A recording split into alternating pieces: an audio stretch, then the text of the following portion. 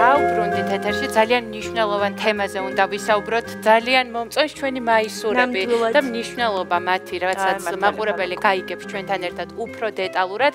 ვთქვი, რომ უნდა ვისაუბროთ საინტერესო თემაზე და ერთ-ერთი მთავარი პრობლემა, რაც არის ჩემი აზრით, სწორედ საუბრის ნაკლებობაა, იმიტომ რომ ხშირად პრობლემას ვაცნობიერებთ, მაგრამ მაინც გვიჭირს ხოლმე ამ პრობლემაზე საუბარი.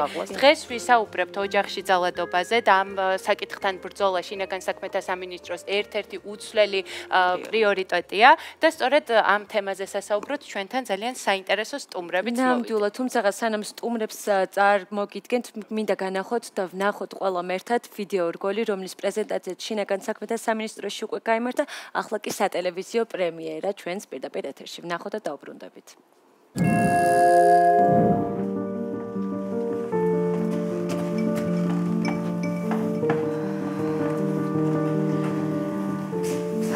იმ დღეს სახლში ბრუნდებოდი, გვიანი იყო. მახსოვს, ახალი ფეხსაცმელი მეცო. მიწისქვეშა გადასასვლელში ვაპირებდი გადასვლას, როდესაც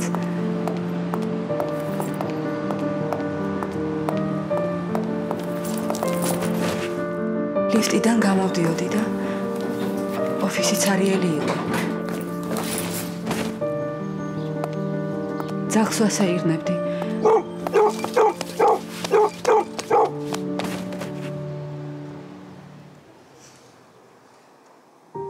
აღარც კი მახსოვს რამე სხვა თუ ვიტკინე.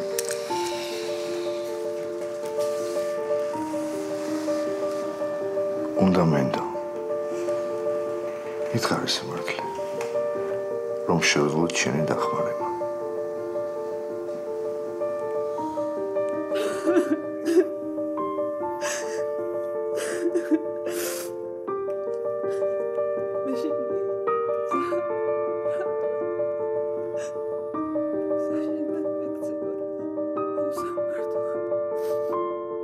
ძალანდობას ერთად დავამარცხოთ ოჯახში ძალადობა.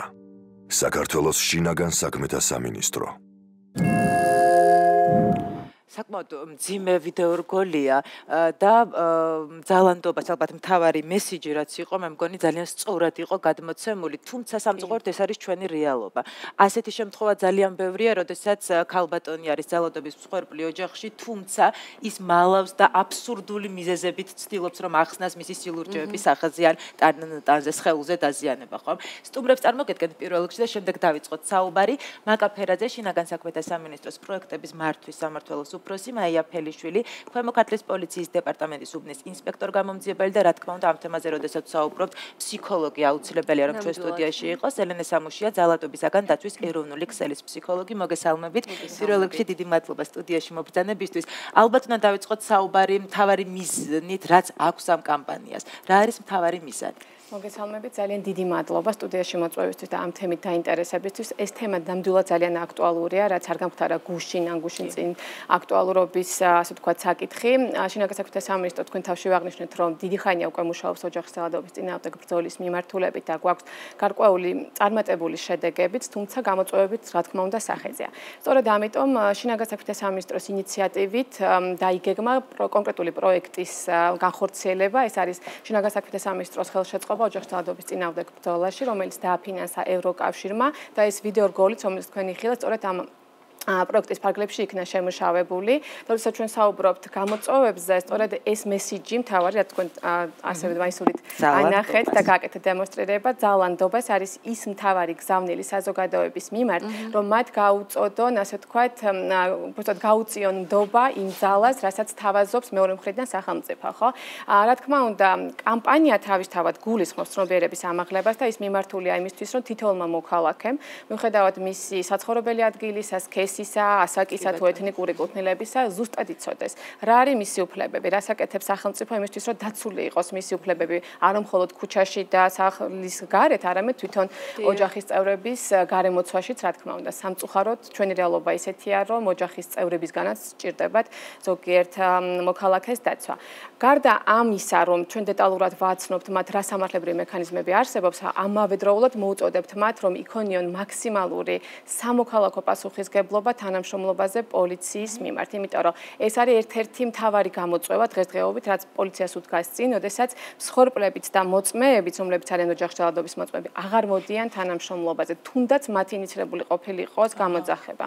ეს სამწუხარო რეალობა, რომელიც შემდგომ უკვე ხელს უშლის პოლიციელებს განახორციელონ მათზე მანდატით დაკისრებული უფლებამოვალეობა და იყვნენ ისეთი ადეკვატურები და ეფექტურები, როგორც მათ შეუძლიათ რომ იყვნენ, იმიტომ რომ ამის საკანონმდებლო ბაზა და სამართლებრივი მექანიზმები სრულყოფილად არსებობს, შემიძლია ვთქვა ძალიან თამამად, იმიტომ რომ ბევრი ესეთი წარმატებული ქვეყნის მაგალითები შევისწავლეთ ამ მიმართულებით და ცხადია ჩვენც მუდმივად ვილტვით იმისკენ რომ დავხვეწოთ და ეს სრულებები მუდმივ რეჟიმში, ცოცხალ რეჟიმში შეიძლება ითქვა ეს მიმდინარეა. თუმცა ეს ერთ-ერთი გამოწვევა, ასე თქვა, ჩავდეთ მესიჯად ამ კონკრეტულ ვიდეორგოლში და ამ კამპანიის სლოგანშიც, რასაც ყველაზე კარგი მესიჯები მე მაინც მგონია ყოველთვის ის ადამიანები არიან, ვინც წარმატებით გამოდიან პრობლემებიდან, ხო და რეალურად ხდებიან მაგალითები ყველასთვის, ვინც იგივე სიტუაციაშია.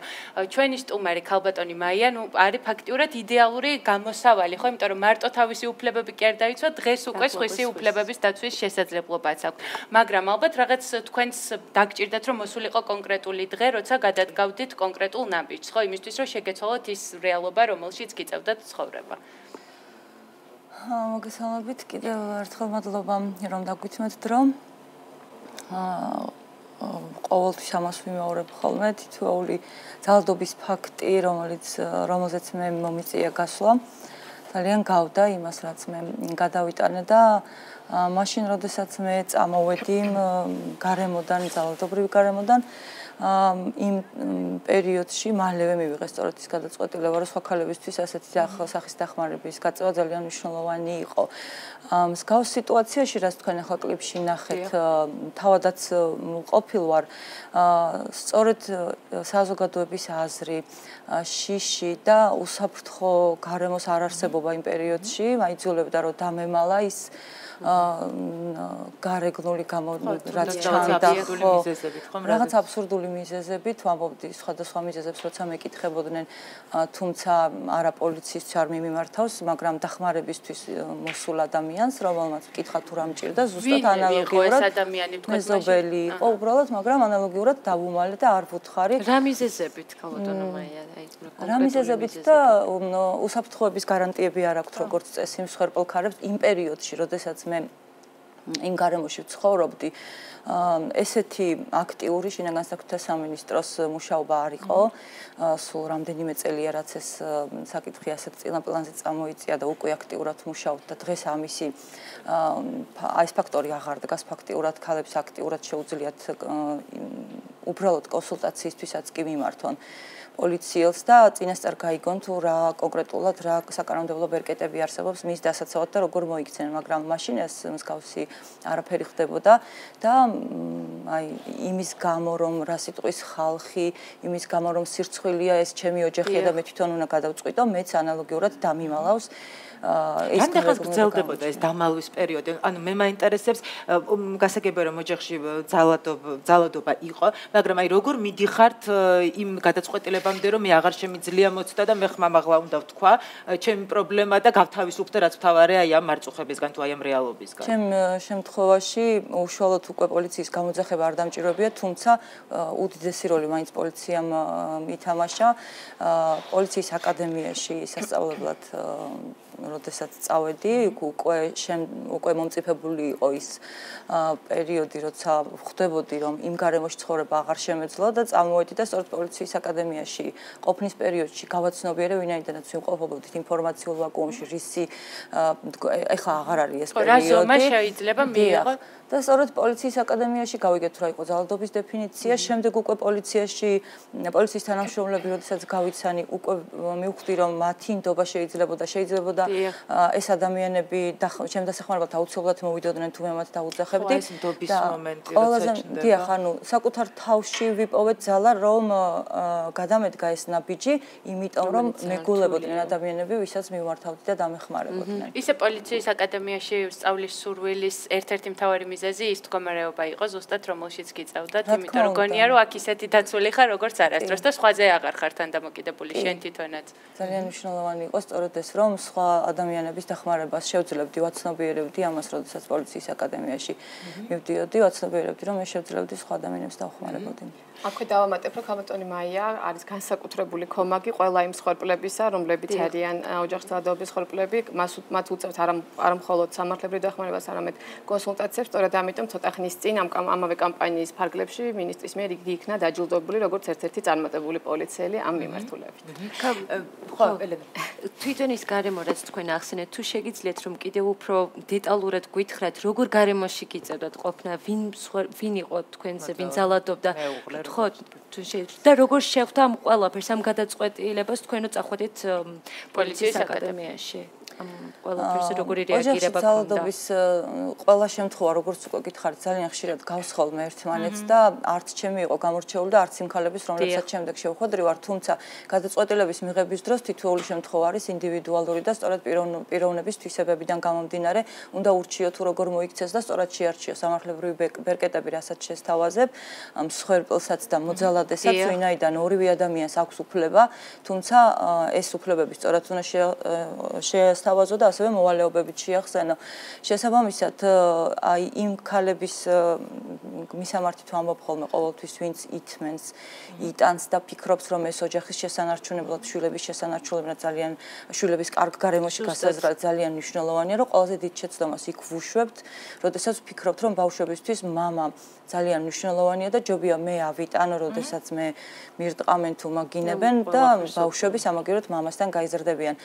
თქვენ შვილები გყავთ? დიახ, მე შვილები მყავს, ორი შვილი მყავს, ისინი დღეს ჩემთან ცხოვრობენ და საფრთხე რომელიც მათ შეექმნათ, გახდა პირველ რიგში ამ გადაწყვეტილების მიღების ძირითადი საფუძველი, ვინაიდან დღეს უკეთესად ვაცნობიერებ, რა თქმა უნდა, თუმცა მაშინაც უკვე ხვდებოდი, რომ ბავშვები ძალადობრივ გარემოში, როდესაც იზრდებიან, თვითონაც ხდებიან შემდეგ მოძალადეები, თუმცა შესაძლებელია მამის მხრიდან შვილებზე უშუალო ძალადობა არ ხორციელდებოდეს, მაგრამ კონფლიქტურ ოჯახში დიახ და უსაფრთხო გარემოში, როდესაც არ არის ბავშვი და გრძნობს რაიმე საფრთხეს მისთვის ძალიან მნიშვნელოვანია ორივე მშობელი, დედაც და მამაც და ვერაცნობიერებს რატო ხდება ასე და მისი ფსიქიკა ძალიან ტრამვირებული ხდება ხოლმე ოჯახში ძალადობის დროს. ჩვენ აღნიშნეთ, რომ აუცილებელია ფსიქოლოგთან ბუნებრივია კონსულტაცია და ძალიან ბევრი დახმარება ჭირდება ძალადობის. და არა მხოლოდ მსხვერპლს, მე ისიც მგონია, რომ ძალიან მნიშვნელოვანია, რომ მოძალადესთან კონდეთ ფსიქოლოგებს ურთიერთობა იმისთვის, რომ კიდევ ვიღაცას მომავალში პირველ რიგში მათაც რო უშველონ, რა თქმა უნდა და ახალი მსხვერპლისგან რო დავიცვათ თავი. ქალბატონი მაია საუბრობდა იმ მიზეზებზე, რატომ დუმს ქალი და რატომ არ საუბრობს ხმამაღლა საკუთარ პრობლემას და რატომ არ ამბობს, რომ დიახ, მე ვარ ძალადობის მსხვერპლი. რა შეგვიძლია შევმატოთ და თუ შეგვიძლია ესე ჩამოვთვალოთ ის მიზეზები, რატომ არ იღებს ქალი? ცით ძალიან ბევრი მიზეზებია ამისა თუ რატო უჭირთ ამ გადაწყვეტილების მიღება, ხო? ყველაზე მთავარი არის ის, რომ ძალადობა საერთოდ გულისხმობს აი დაშინებას, გაკონტროლებას, მსხვერპლის იმ მიზნით, რომ ის დაიმორჩილოს და დაიქვემდებაროს, ხო? თან ძალადობა არ არის ერთჯერადი, ეს არის მრავალჯერადი, განმეორებადი, რომლის სიხშირე და ინტენსივობა უფრო ძლიერდება და ანუ ქალი როცა უკვე ფიქრობს და აი აცნობიერებს, როგორც მაიამ თქვა, რომ რაღაცა უკვე არ არის, ხო? ნორმალური მათ ოჯახში და ამას ძალადობას არქმევს უკვე წლებია გასული. შესაბამისად, აი ამ წლების მანძილზე მას უკვე ჩამოყალიბებული აქვს ამ შიშის გრძნობა, შფოთვა, იზოლირებულია უკვე ნელ-ნელა ამ საზოგადოებისაგან, საკუთარი ასე ვთქვათ, აი სოციალური გარემოსაგან და ამიტომ მისთვის ძალიან ძნელი ამ გადაწყვეტილების მიღება. პირველი ეშინია რომ უარესი რამე არ მოხდეს, ხო? მაგალითად არ დასრულდეს ფატალურად და უფრო აგრესიული არ გახდეს მოძალადე ეშინია. დამოუკიდებლად ცხოვრების დაწყების, მით უმეტეს თუ ბავშვები ყავს და მით უმეტეს თუ მცირეწლოვანები, ხო? რა სიტყვის ხალხი, ხო? საზოგადოებისგან მხარდაჭერის არ ქონის. ძალიან ხშირად არის რომ შეიძლება თვითონაც ცხოვრები დაადანაშაულონ ამ ყველაფერში, ხო? ან მე არ დამადანაშაულონ და ისევ აი სირცხვილის დანაშაულის განცდის გამო ძალიან ბევრი ფაქტორები აი კლიპში ძალიან კარგად ჩანს როგორ უჭირს ქალს გადაწყვეტილების მიღება და როგორ ნერვიულს, როგორ ღელავს, მისთვის როგორი ძნელია აი მის თქმა თუ რატომ მალავს ამ ყველაფერს. ძალიან კარგად არის ეს ნაჩვენები და თან როგორც თქვით ეს წლების მანძილზე გროვდება. აი ძალიან მნიშვნელოვანი არის მხარდაჭერა, ან მარტო მსხვერპლს ამის გაკეთება ფაქტიურად არ შეუძლია, ხო? მით უმეტეს თუ წლების მანძილზე ხორციელდება. აი საზოგადოების მხარდაჭერა, სამართალდამცავების მხარდაჭერა, მეგობრების, ნათესავების, ოჯახის მხარდაჭერა, რომ აი ჩვენ შენს გვერდით ვართ და შენთან ერთად ვიქნებით, აი ამ დაგიცავთ. აი როგორც მაიამ აღნიშნა, ეს უსაფრთხოების განცდა მათ არ აქვს და ყველაზე მეტად მით უმეტეს თუ ბავშვებთან ერთად არიან, ძალიან ეშინიათ აი ამ ბავშვების უსაფრთხოებაზე ღელავენ. თან მოძალადე იწყებს აი ამ უფრო საშიში ხდება, როცა ქალი გადაწყვეტს სახლიდან წასვლას, იმიტომ რომ ანუ კარგავს იმ საკუთარ ძალაუფლებას და კონტროლს და შესაბამისად იწყებს მერე ბავშვებზე, ასე ვთქვათ, ბავშვებით манипуლირებას, აი ბავშვებს არ გაგატან, თან ბავშვებსაც ასე ვთქვათ აჩვევს ამას, რომ აი დედა არის დამნაშავე, დედის ბრალია და ანუ როგორც თქვით, აი ძალიან ძნელია, ხო, აი ბევრი ფაქტორის გამო გადაწყვეტილი ზუსტად აი ჩაკეტილი წრი არის, ამიტომ არის ძალიან მნიშვნელოვანი გარედან, ასე ვთქვათ, აი ამ წრის, ასე ვთქვათ, გაჭრა და დახმარება, ხო? თუმცა მე ვფიქრობ, რომ სამართალდამცველებსაც ძალიან რთული მისია აქვს საკუთარ თავზე აღებული, ხო? მე იმიტომ რომ მათაც სჭირდებათ, რომ სწორად წარმართონ ურთიერთობა, ვთქვათ, როგორც მოძალადესთან, ისე ძალადობის მსხვერპლთან. ამ კუთხით რა მდგომარეობაა და თუ იგეგმება, ვთქვათ, ერთგვარი გადამზადება ალბათ შეიძლება ასე. კი, დაგეთანხმებით, რომ თემათიკის თემატიკის სენსიტიურობიდან გამომდინარე ეს ერთ-ერთი ურთულესი ფუნქცია სამართალდამცავების და ისინი თვითონაც ამაზე საუბრობენ, რომ ძალიან რთულია ოჯახის წევრებთან და მათ ოჯახში ჩარევა თუნდაც კეთილი მიზნებით და რთულია დაიქცვა შუალედი იმისა, რომ ერთის მხრივ ხელი შეუწყო ოჯახის ჯანსაღ ფუნქციონირებას და მეორეს მხრივ გამოიყენოს შენზე მანდატით დაკისრებული უფლებამოსილება, ჩაერიოს სამართლებრივად, დაიცვა მსხვერპლი, რა თქმა უნდა, და მოძალადეს, აუკრძალო და დაუწესო ის შეზღუდვები, რასაც ითვალისწინებს კანონმდებლობა. რა თქმა უნდა, იმისთვის, რომ მათი სენსიტიურობა და მათი კომპეტენცია იყოს ზედმიწევნით, ადეკვატური და მაღალხარისხოვანი, ამისთვის მიმდინარეობს ტრეინინგები, შინაგანსაკუთრების სამინისტროს აკადემია, რა თქმა უნდა, როგორც ერთ-ერთი მთავარი უწყება ზრუნავს იმაზე, რომ შესაბამისი კვალიფიკაციის მქონე კადრები მოამზადოს, შემდგომ გადაამზადოს.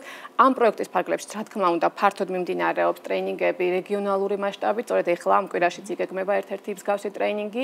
გვაქვს ასევე შეხვედრები იმ უწყებების წარმომადგენლებთან, რომლებიც უშუალოდ ამ თემატიკაზე მუშაობენ და ესენი არიან ფსიქოლოგებთანაც ცხადია და სამოქალაქო სექტორთან შეხვედრები გვაქვს ყოველთვის იმისთვის, რომ კიდევ უფრო გარედან დავინახოთ ის ნაკლოვანებები და ის ხარვეზები, რაც გააჩნია პოლიციის მუშაობას. ერთი რას აკეთებს და როგორ ამონიტორინგებს შინაგანსაკუთრებთა სამინისტრო თვითონ თავისი სამართალდამცავების მუშაობას და მეორე რას მოაწყვის სამოქალაქო სექტორი, რომელსაც უშუალო შეხება აქვს მსხვერპლებთან და უფრო მეტი ნდობა არის მათ შორის, ხო, ცხადია, ვიდრე შეიძლება სამართალდამცავის მიმართ კონდეს ერთი შეხედვით მსხვერპლს, იმიტომ რომ რაღაცა გარკვეული ბარიერი არსებობს.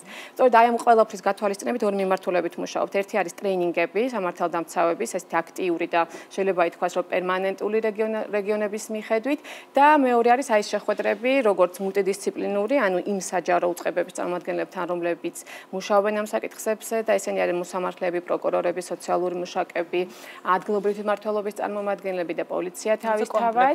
აუცილებლად, იმიტომ რომ ეს ყველა ის ორგანოა, რომელსაც თავისი წვლილი და თავისი როლი აქვს ამ მიმართულებით მუშაობაში და სწორედ იმიტომ რომ ეს იყოს ერთიანი და ერთი ადამიანის და ერთი კონკრეტული მსხვერპლის გარშემო ბევრმა უწყებამ ესეთი კოორდინირებულად იმუშაოს. ესეთი პერმანენტული შეხვედრები ძალიან შედეგიანი არის ხოლმე. და რა თქმა უნდა, სამოქალაქო სექტორთან, როგორც სამთავრობო, ისე არასამთავრობო სექტორებთან და საერთაშორისო ორგანიზაციებთან თანამშრომლობით, მუდმივად მიმდინარეობს კიდევ ვიტყვი კვალიფიკაციის ასამაღლებელი ტრეინინგები, შეხვედრები, იგივე სასწავლო ვიზიტები და ასე შემდეგ და ასე შემდეგ. ჩვენ ვთქვით, რომ მხოლოდ და მხოლოდ იმ შემთხვევაში ხდება შედეგი შესაძლებელი, როცა ყველა აცნობიერებს თავის როლს და არ არის აუცილებელი, რომ პოლიციელი იყოს იმ მომენტში, რა თქმა უნდა, ეს ძალიან კარგია, მაგრამ თქვენ თქვით, რომ უბრალო ადამიანმა შეიძლება დიდი როლი ითამაშოს. რა თქმა უნდა, ეხლა მხოლოდ მაისურს თუ გავიკეთებთ, ამიტომ ჩავიცვამთ ან რამე აქსესუარს გავიკეთებთ, ეს არ ცვლის ყველაფერს, მაგრამ ფაქტია, რომ შეიძლება დაინტერესდნენ იმით, რასაც ხედავენ, მაგალითად ლოგო, რომელიც მე პირადად ძალიან მომეწონა. ვინ არის ავტორი, თუ შეგვიძლია რა ვთქვა და ხელია, ხო? მე როგორც მივხვდი რა, დატვირთვას ატარებს, ესეც რო ვუთხრა. ძალიან მიხარია, რომ ახსნის გარეშე თქვენ თვითონვე გააკეთეთ ასოცირება ხელის და ბაფთის. ნუ ბაფთა ეს არის უკვე დამკვიდრებული, ასე ვთქვათ, ლოგო იმისა, რომ სოლიდარობის და კონკრეტული რაღაც ნეგატიური მოვლენების წინააღმდეგ ბრძოლის, ჩვენც არ გავცით ამ კონცეფციას და ხელი ამ შემთხვევაში სლოგანთან ერთად არის ძალა, რომელსაც სახელმწიფოს თავაზობს გაწვრილ ხელს, ძალადობის მსხვერპლებს და მაგრამ არა მხოლოდ მსხვერპლებს, არამედ ასევე იმ მოქალაქეებს, რომლებსაც აქვთ გარკვეული ინფორმაცია და შეუძლიათ რომ თვითონაც რაღაცა გარკვეული როლი იქონიონ ამ ნდობის მოპოვებაში და ძალის შეთავაზებაში, ასე ვთქვათ, ხო? ანუ ამ კომბინაციაში ეს ხელი ბაფთით და თვითონ სლოგანი ძალანდობას წარმოადგენს მთავარ გზავნილს სახელმწიფოსი, მოუწოდებს როგორც მსხვერპლებს, ასევე ყველა მოქალაქეს, ვისაც შესწევს უნარი, რომ ინფორმაცია მიაწოდოს ან სახელმწიფოს, ან თვითონ მსხვერპლს, რომ მათ იქონიონ ნდობა ამ უწყებების მიმართონ, გადადგანის ნაბიჯი, რომელზეც უკვე ვისაუბრეთ, რაც ძალიან რთულად გადასადგმელი ნაბიჯია, თუმცა ეს წრე თუ არ გაირღვა სხვა შემთხვევაში, დახმარების ხელიც ვერ იქნება შესაბამისად გამოყენებული და აი სწორედ ეს ის გზავნილია, რაც ასე ვთქვათ, იდო ჩვენს პროექტში. რაც შეეხება იმას შემადგენლობას ხო და ავტორობას. რა თქმა უნდა, საზოგადოების უფრო მეტად ჩართულობის მიზნით ამავე პროექტის ფარგლებში გამოცხადებული იყო კონკურსი, როგორც სლოგანზე, ასევე ლოგოზე და კიდევ სტატიებზე. ამ კამპანიის პრეზენტაცია შედგა 24 ოქტომბერს შინაგან საქმეთა სამინისტროს შენობაში, სადაც დაჯილდოებული იქნენ ის მოქალაქეები, რომლების ავტორობითაც შედგა ეს ლოგო, სლოგანი, იყო სტატია, ასევე საკუთარი სტატიის ავტორი და მათ ძალიან გაგვახარა, იმიტომ რომ უბრალო მოქალაქეებს, ან უბრალო გულისხმობ ისინი, ვინც სპეციალიზებული არ არიან ამ საკითხებზე, მათი ჩართულობა და აქტიურობა იყო საკმაოდ მაღალი და ამით გვინდა ასე ვთქვათ, კიდევ უფრო გავზარდოთ სამოქალაქო პასუხისმგებლობა. ერთი მთავარი გზავნილი, რაც საზოგადოებამდე უნდა მივიდეს და რაც იმ ქალბატონებამდე უნდა მივიდნენ, ვინც არიან ძალადობის მსხვერპლი, არის ის, რომ ნუ შეურიგდებით ძალადობას, ჩვენ დაგიცავთ უფასო ცხელი ხაზი დღე-ღამის განმავლობაში 112 ოჯახში ძალადობის მსხვერპლთა საკონსულტაციო ცხელი ხაზი 116-006. მე მგონი ეს არის ის ინფორმაცია, რომელიც აუცილებლად უნდა გაგვეზიარებინა ჩვენი მაყურებლისთვის და იმედი დავიტოვოთ, რომ ქალბატონო მაია, თქვენ ხართ რაღაცა ნათელი მაგალითი იმისა, თუ როგორ შეიძლება ამ პრობლემის მოგვარება და ჩვენი მაყურებელიც ასე მოიქცევა, თუ მსგავსი პრობლემა გაქვთ ბუნებრივია. რაც მთავარია, ქალბატონი მაია არ არის ერთადერთი სამართალდამცავი და წინა წლებთან შედარებით დღეს უკვე კვალიფიციური ადამიანები არსებობენ, ვინც დაგეხმარებიან, რომ ეს პრობლემა მოაგვაროთ, ასე რომ ახლა ყველაფერი თქვენზეა დამოკიდებული და თუ ეს პრობლემა თქვენთვის ახლობელია, შეგიძლიათ რომ უკვე გადადგათ თამამად ნაბიჯი. შევისვენოთ ცოტა ხნით, ძალიან დიდი მადლობა სტუმრობისთვის და ესეთი ლამაზი და საინტერესო საჩუქრებისთვის. კი, შევისვენოთ ცოტა ხნით.